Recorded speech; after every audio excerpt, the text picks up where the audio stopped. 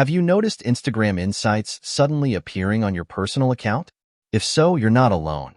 It's causing quite a buzz across Instagram users.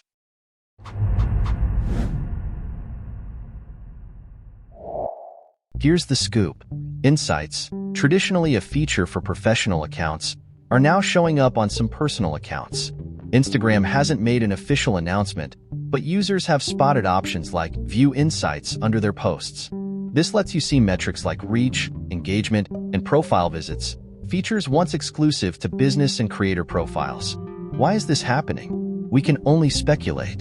It could be a glitch, a feature test, or even a gradual rollout Instagram hasn't publicly confirmed yet. Either way, it's clear not all personal accounts have access, and it only works on public profiles.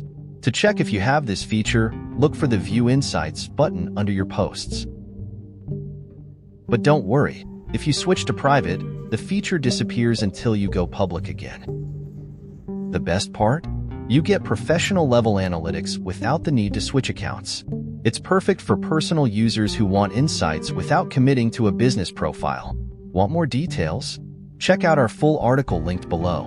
And don't forget to like, subscribe, and share for more updates. See you next time.